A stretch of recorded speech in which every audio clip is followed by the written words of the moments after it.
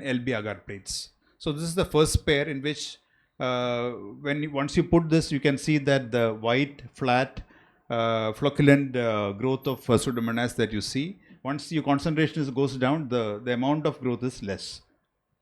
And in the fast treated, you practically see no growth at all. The same thing in the second pair. Almost the similar values in the third pair also. Like in this, I think in the 10 raised to minus 4, you can see some colonies.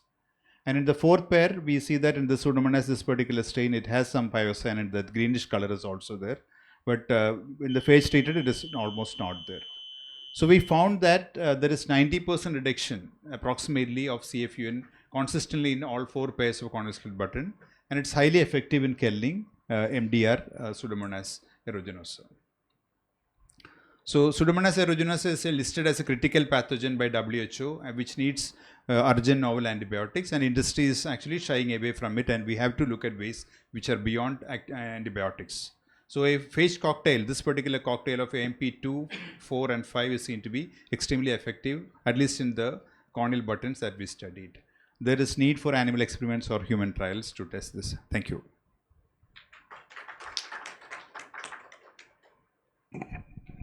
This you extracted from the river water? This was taken from this one, sir. Not well water, from that basically lagoons only. Yeah, lagoons. Lagoons. Yeah. So phages are seen to be, well, it is seen in all these stagnant water and all that, and it is seen that the phages actually reduces the bacterial count in these. So we can advise them to corneal ulcer patient to bath and take a bath. That I don't know. So that probably is an environmental way of reducing the amount of bacteria that is there. And this Pseudomonas that you tested, how do you know it is multi-drug resistant? Yeah, because we got it from the laboratory, sir. That's all we know. That was already a that is. Wokhart has come out with a new antibiotic, which is against the Indian MDR, one. Yeah, Okay, Indian okay, one. Yeah. okay, yeah. It's just come in the news. Any experience with that, or no, sir? They have launched a new something like I think it's erythromycin group of but they say it is against multi-drug resistant. Multi-drug resistant bacteria. Yeah. I also just said, but I have not read in detail about it. No information. Thank you. Thank you.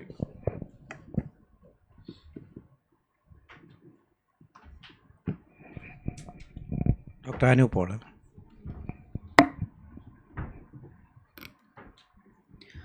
Good evening, everyone.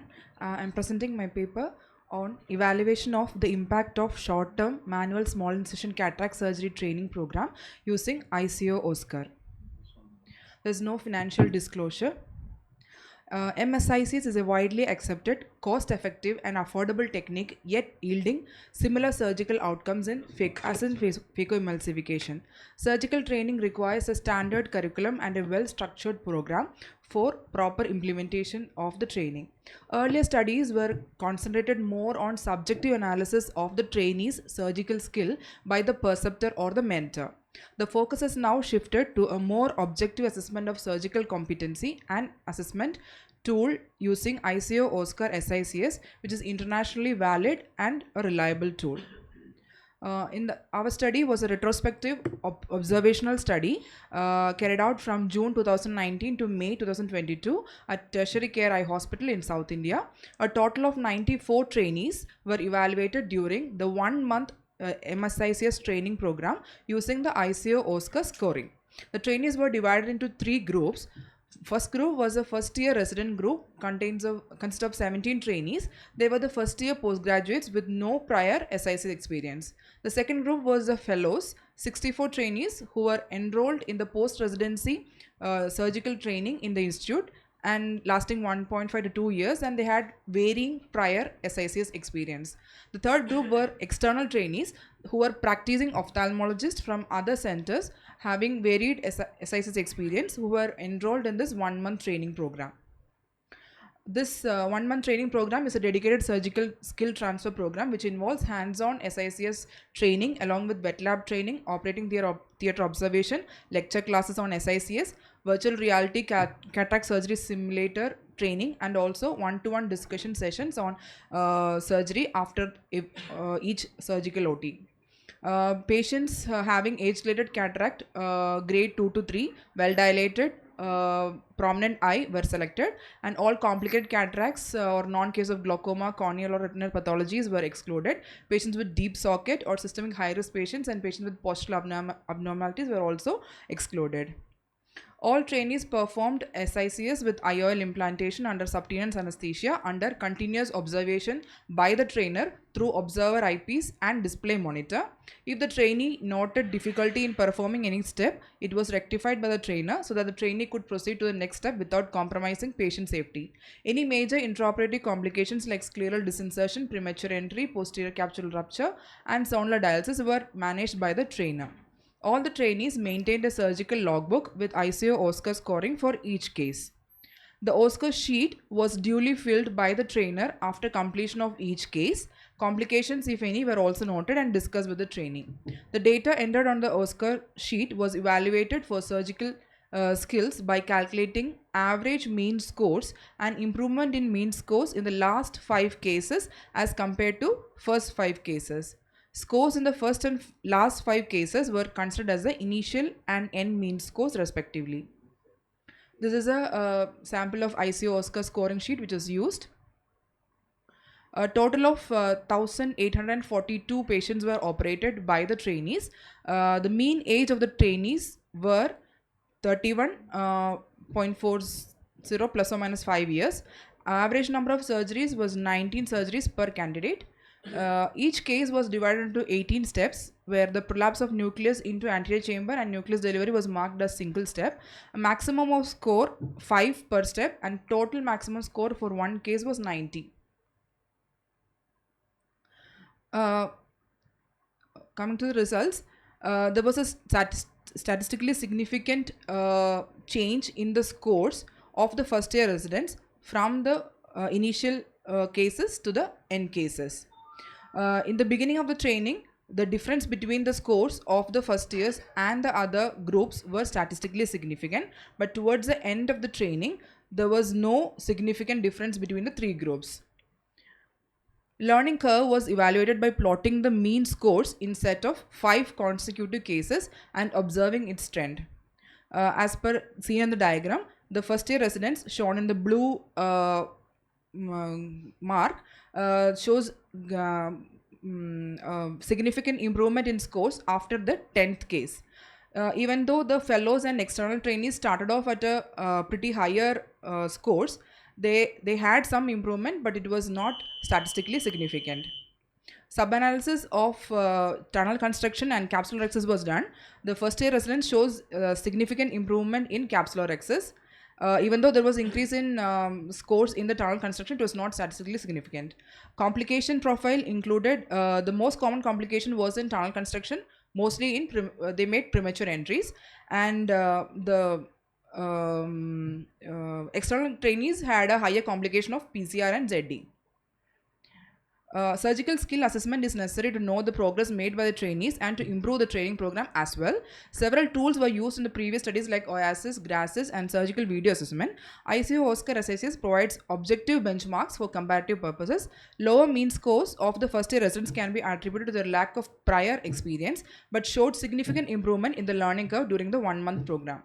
The difference in mean scores between the groups significantly reduced towards the end of training. It means training helps the trainees without any experience to improve their skills. Tunnel construction and capsule access contribute significantly to the surgical learning curve, and most common complication was a premature entry. External trainees had a high rate of PCR and ZD, which could be attributed to their previously improper acquired surgical techniques, which needed further unlearning and relearning. Thank you. So what do you recommend for the residents now after this study? What do you recommend? Sir, proper 1-month training in a well-structured program will help them to form a proper basis on which they can further build up their surgical skills under supervision. And this would help them to do cases with lesser complication rate. Your average age means the trainee's age, you know. Yes, sir. Actually, initially I was looking at this thing, number of cases and average age. So suddenly I thought, yeah. Hi, sir. Okay, that's for just for this. But you should have mentioned it properly. Yes, sir. Okay. Second thing is the fellows also you included, no? Yes, sir. They didn't show much improvement. That means it was in between 1 month you have taken. So that's it. Say the fellows were doing surgery. Yes, sir. Yeah. For this scoring, you took 1 month period. Sir, All others, it was different criteria. yeah. So No, sir. Fellows also you took at the beginning of the fellowship. Beginning of the fellowship, sir. okay. So every fellow undergoes this 1 month training at the 3rd month of their course. So Okay. after that only they'll start operating. But there was not much improvement in that group, no? Yes, So that's why they are already trained. They start. They already started. After 16 to 20 cases, if you see there's a difference, Yeah. they get overconfident. Yes, sir. Yes, sir. Correct. Overconfident. After 20 cases, they become open, then you have a dip. That is a pattern which we are seeing. Okay, thank you. Thank you, sir. Next author is Chandrakant. Chandrakant is here.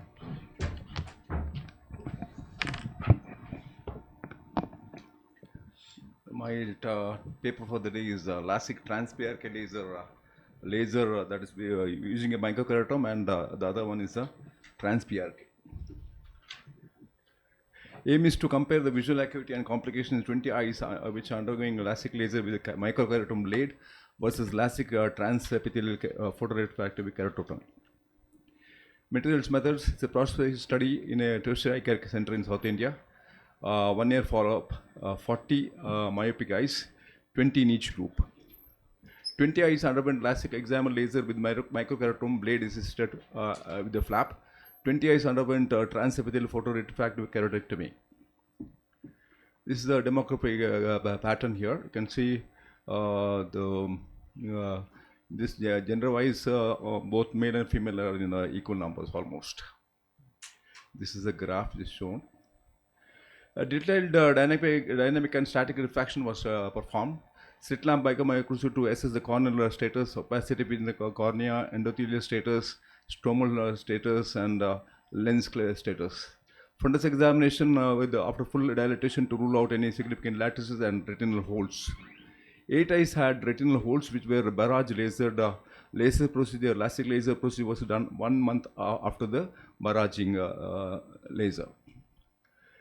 The procedure steps, detailed tests were done: lacrimal duct syringing, corneal sensation, intraocular pressure recorded applications, Schimmer's test, corneal topography using topalizer and oculizer.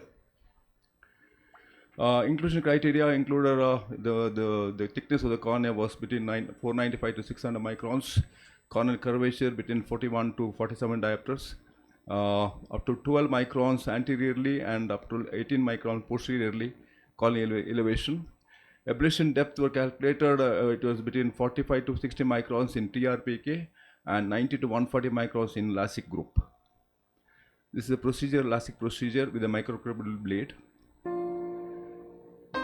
Pre-placed markings to see that the flap is placed in correct position after the procedure. Microkeratome blade. The flap is created. Flap is lifted up.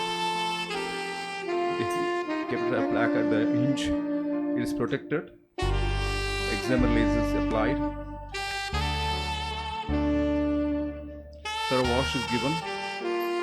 To remove the tissue debris, the flap is replaced. Then coming to trans-PRK procedure. Here the exam is applied directly. The trans-PRK procedure. The technology is called streamlight technology. A single procedure, both the flap and the laser is done in a single procedure. Here we have to apply mitomycin. The results here, the pre-LASIK group visual acuity refractive power and visual acuity is depicted in the master flow chart next. In the microkeratome blade assisted LASIK group, 15 eyes had an uncorrected visual vision of 6/6 in the Transplant group, 7 eyes had 6x6 within a week. This is a flow chart.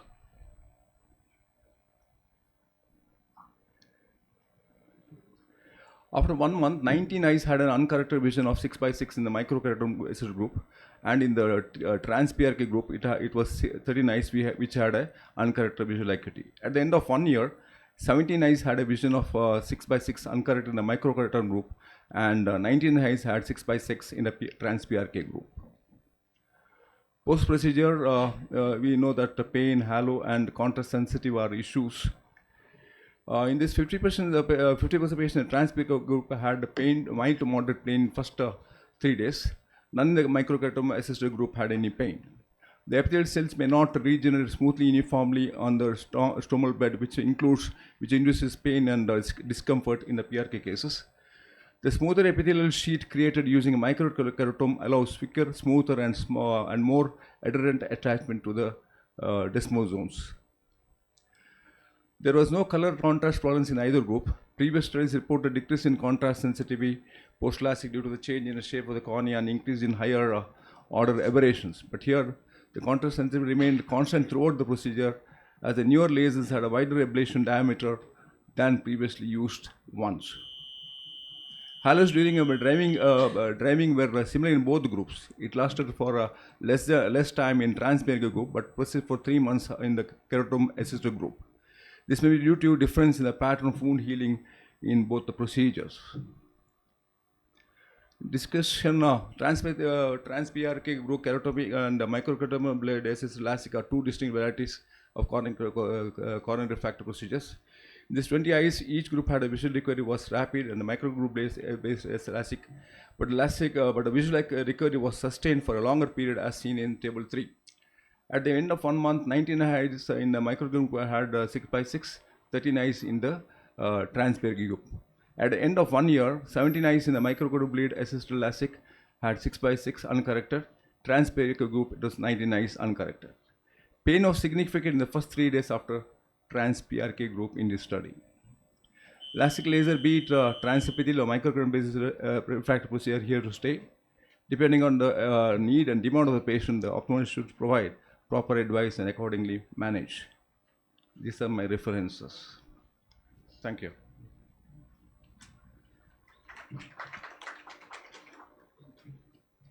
How did you choose which procedure to do on which patient?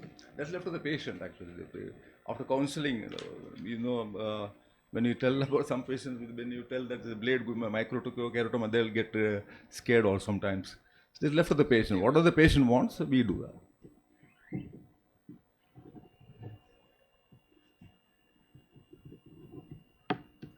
Okay, thank you. Welcome. Now, Dr. Sugaranjit.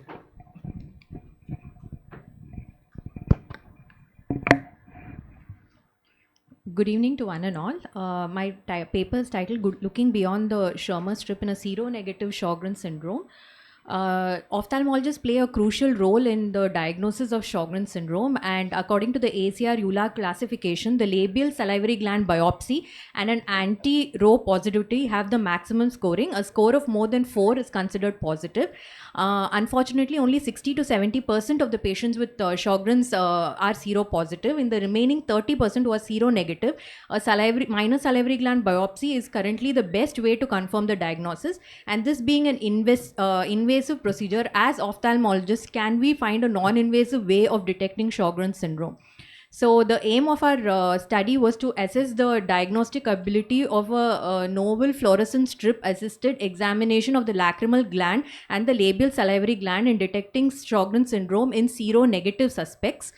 So this is a prospective observational study where seronegative Sjogren's syndrome suspects were referred from a rheumatology center for an ocular examination. The ophthalmologist was unaware of the diagnosis at presentation, and post-ocular examination, the patients went back to the rheumatologist for a salivary gland biopsy, and based on the salivary gland biopsy, patient was determined as biopsy positive or negative. In the ocular examination, we did an OSDI scoring to know the symptomatology of the patient. A non-invasive ocular surface analyzer was used to measure the tear film height. In the clinical evaluation, a Schirmer's test and an ocular surface scoring was done. Schirmer's less than 5 was diagnostic and more than 5 was ocular surface staining score of more than 5 was diagnostic of Sjogren's. And we used a fluorescence strip to look at the lacrimal gland secretion and the labial salivary gland secretion. The number of secreting points were noted and the speed of dilution of the dye was noted. I will be showing a video about this. So the lacrimal gland was exposed and using the blue filter, the fluorescent strip was applied on the lacrimal gland. A rapid outflow of tears was defined as a fast outflow reaching beyond the lacrimal gland immediately after touch, and the number of secreting points were also counted, whereas a slow outflow of tears was described as a small delay in the outflow of tears after the swiping of the fluorescent strip. We can see four secreting points where the flow is not extending beyond the lacrimal gland surface area.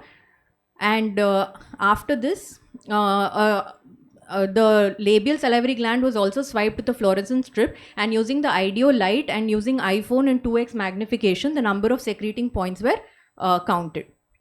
So coming to the results, 59 seronegative Sjogren's suspects underwent salivary gland biopsy, and of these 59, 11 turned positive, and we compared our findings between the two groups. Coming to the symptoms, as we can see, the orange representing yes, more than 70% in both the groups complained of Zika symptoms. The OSDI score was slightly more in the biopsy positive than the negative. More than 90% were females in both the groups. As we can see from the age, they were age-matched individuals. So interestingly, the tear film height, Schirmer's and ocular surface staining score was within normal limits in both the groups. So these patients would have been dismissed as non-Sjogren's if we had not done further tests. And we even went ahead and compared these findings between the two groups. Tear film height, where less than 0.22 being indicative of a disease, was not statistically significant between the two groups. Schirmer's less than 5 indicative of a disease was also not statistically significant. And an ocular surface staining score of more than 5 indicative of a disease was also not statistically significant. Then we counted the lacrimal gland tear secreting point. The mean number of points in the entire sample was 2.5, and reduction in the number of tear secreting points was also not statistically significant between the two groups. And in the lip secreting points, the mean of the entire sample was 14, and reduction in the number of secreting points was also not statistically significant. But in the tear outflow rate, a slow outflow was statistically significant. That is, a biopsy positive patient had a slower tear outflow compared to the biopsy negative. And we looked at the determinants of positive biopsy results, and among all the samples collected, only a slow tear flow rate showed a positive correlation with biopsy positivity. So coming to the discussion, as we know that Schirmer's test has high variability and poor reproducibility, the quantification of tear secretion was first introduced by Kim et al., who looked at these findings in non-Sjogren's. Thereafter, Singh et al. Looked at these outcome of fluorescence staining and quantification of tears in different types of dry eye, and they reported a median number of ductules per lobe to be 4 in a normal, but the methodology that they used was very cumbersome. They took a video and they used an image-based software to know the outflow of tears. In our study, we have used the rapid and slow tear secretion classification, which is more reproducible in clinic. In spite of these literature, the correlation between the outcome to positive lip biopsy is yet to be reported, and the findings in a seronegative patient is yet to be reported. They also, Singh et al. Have also looked at the labial gland biopsy, labial secreting points, and the saliva secreting points were reduced in both the groups in our patient, and this could be because of the age-related decline. And in our study of seronegative subjects, only the slow tear flow rate was more significant predictor of salivary gland biopsy. So the highlights of our study is that it's a prospective double-blinded study, and it is the first study of its kind, and no study is without limitation. We did not quantify the tear flow or the salivary folate. So in conclusion, the threshold for performing a salivary gland biopsy in a suspected seronegative Sjogren's syndrome should be low, and a slow tear flow rate should prompt the ophthalmologist to send the patient for a salivary gland biopsy for diagnosis. Thank you very much. In the table, no, I think you have a 2:1 ratio, is it? For the biopsy positive versus biopsy negative. What is the ratio? 3:1. Yes, sir. 11 of them were positive. Yeah, and 40 Yes. That N should always come in all the tables because it's very, otherwise we don't remember. Yes. 11 is to 48. So all the N values should come at the heading, like what Okay. numbers you're looking at, because sir. otherwise it's very difficult to correlate. So you recommend that you do a Lacrimal gland Gland examination, examination. which is not usually done in clinics. So this before is you the send first for study. biopsy. Before Yes, you sir. send If for you urine. see a slow tear flow rate, it can be a marker of this patient being a Sjogren's. Like as we can see, most of the Schirmers, and I was blinded during the study, and looking at the patients, I would have never thought that these patients had dry eye. Like most of them looked like they were non-Sjogren's, but we were surprised to see the reports as coming as positive. That's when we looked back at everything. How did you quantify that? The rate of the fast and So we didn't quantify it. The previous studies have actually recorded the video and used a software to quantify the ml per minute. But the whole point of our study is to pick the patients who need salivary gland biopsy. So we didn't quantify it. So the simple method that we have used is after the touch, if it flows out fast, it's a rapid outflow. And if it slows out, if it after the fluorescent staining, if it takes a small delay to start flowing and it doesn't flow copiously, if it's just a small point over there, like in the second video that I showed, that would be labeled as delay. No, you used a cell phone with a. That was only for the mucus one, not for the no, other one is sir. on a slit lamp. Yeah. So actually, these patients were sent to you by the rheumatologist. Rheumatologist based on No, the. Yeah, It was Sjogren's suspects, sir, because they were anti-Rho negative. So they also were not. They also didn't know whether they were Sjogren's or not. So they sent to us for a, because ocular surface staining score and Schirmer's has only one point. So they need 4 points. So because they were already Rho negative, they needed a salivary gland biopsy. So now even they were not sure. Now we have to do the reverse, no? If you are detecting this thing, you have to send to the rheumatologist. Yes. That is your suggestion. Okay, well, this is only the flow we are comparing. No, this is the relationship of flow with the positive test. Positivity, yes, sir. But in clinically, seronegative subjects. Clinically, these all cases not Sir, showing. more than 70% of the patients who presented to the clinic complained of dry eye and dry mouth. They said they have the problem. But when we looked at the Schirmer's and ocular surface staining score, they were normal. Only the difference that we found is in this flow rate. Even the number of secreting points were similar in both groups, but the way the tears flows out, it's much slower in a Sjogren's patient than in a non-Sjogren's. Can you look at the flow rate? Sorry. Can you look at the flow rate in the mouth also, the parotid? Sir, I have taken the videos. I have not analyzed it for this presentation, but I plan to do it. Actually, when we swipe it, some of the glands, if you see, they kind of start diluting. The area of that fluorescent positivity increase. The labial salivary gland. Parotid also. Parotid. No, sir. Will this be off-label use for fluorescein? Is it supposed to be used in that area? Sir, they have the study that Singh et al. Have done. They have already used this. They have demonstrated this. They have demonstrated once in their study. They have demonstrated this technique. Thank you. Thank you, sir. The last presentation, Asha Varghese.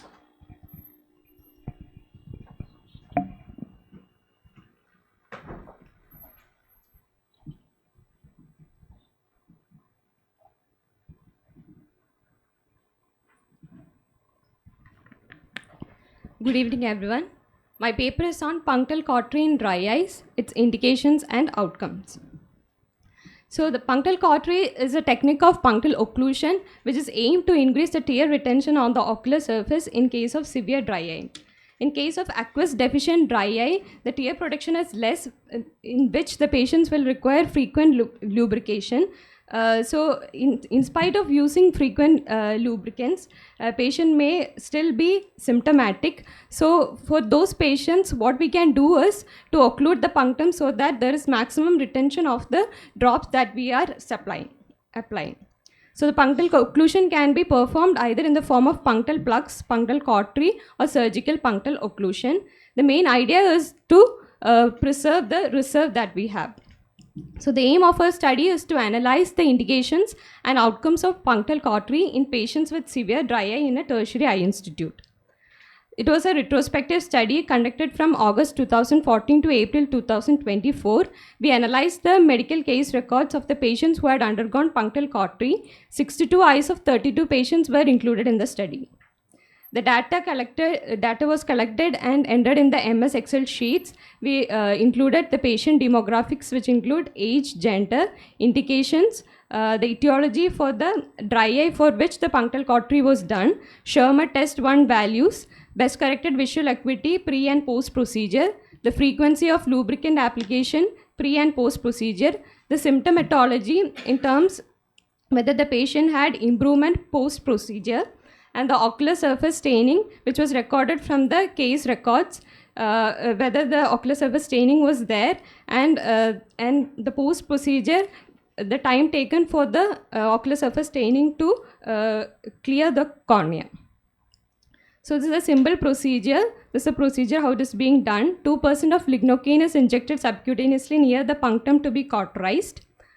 Sorry.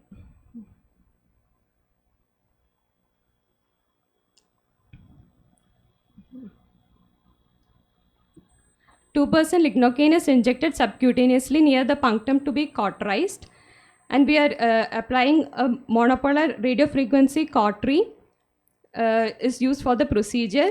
Here we are using the coagulation mode in low coagulative mode. Here we are used 2, and the tip of the cautery is inserted through the punctum into the vertical part till the horizontal part of the canaliculus, and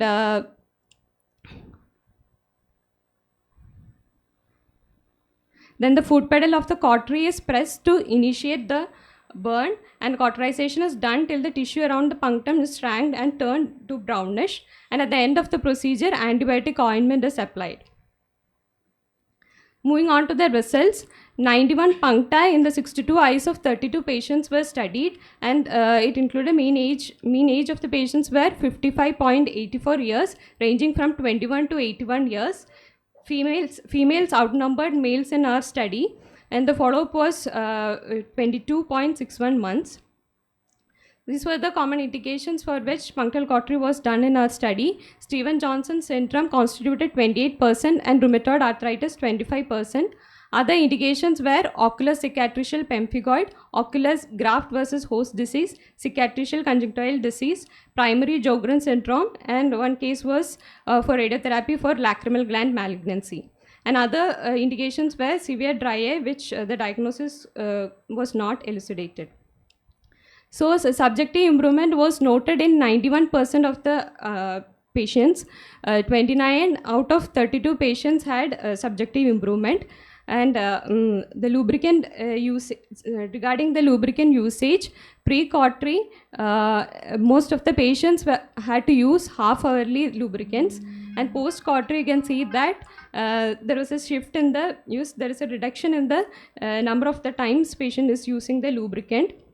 So 59% of the patients had to use the lubricants half to 1 hourly, and post-cautery 38% were managing by using the lubricants 4 to 6 times. So it's a graph showing in the pre-cautery the number of the times, a mean of 15.4 times the patient was using the lubricants. It has reduced to 8.6 times post-cautery. So there is a reduction of 44% in the frequency of use of lubricant drops post-cauterization. So all the patients had Schirmer's value less than 5 mm suggestive of aqueous deficient dry eye, and the mean time period taken for the clearance of corneal staining post-cautery was 1.63 months. So recanalization was noted in 12 puncta, that is 13% had recanalization for which repeat cautery was done, and the mean time from cauterization to recanalization was 5 months, and no other complications were noted. The BCVA did not show any statistical significance. So it was one of our patient who had rheumatoid arthritis, who had ocular surface staining, who came for cataract surgery, and post-procedure on the 3rd day, the ocular surface staining had improved with the punctal cautery, and this is a picture showing the scarring of the punctum post-procedure. Moving on to the discussion, these are the other studies which had studied the punctal cautery in treatment of severe dry eye. We had similar results, but none of the studies has studied the frequency of reduction in the lubricant usage. So in our study, there was 91% had symptomatic relief and 45% reduction in the frequency of lubricant use, and 87% has successful punctal closure with 13% recanalization. So punctal cautery was chosen over the punctal plugs and surgical closure in our study. And to conclude, it's a safe and effective repetitive modality in managing severe dry eye, and there's reduced dependency on artificial lubricants and relief of symptoms post-procedure. The limitation is it is a retrospective study, and we could not record the ocular surface staining score and ocular surface disease index score, which could actually quantify the symptoms and the clinical improvement. Thank you. Anything, sir? No, in reopening, recanalization, you have repeated the procedure. Yes, sir. How many times you repeated it? One time. One time. No, 13% recanalization is quite high, no? Okay. Okay, thank you. Thank you. Okay, so we've come to the end of our thank you to the speakers free and paper thank you session. to judges. Let's move on to the GV.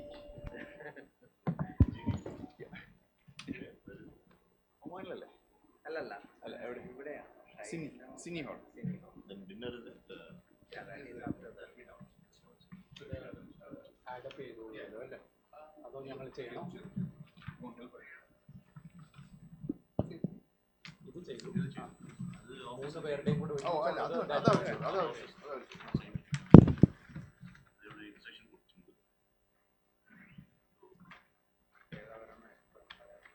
Next.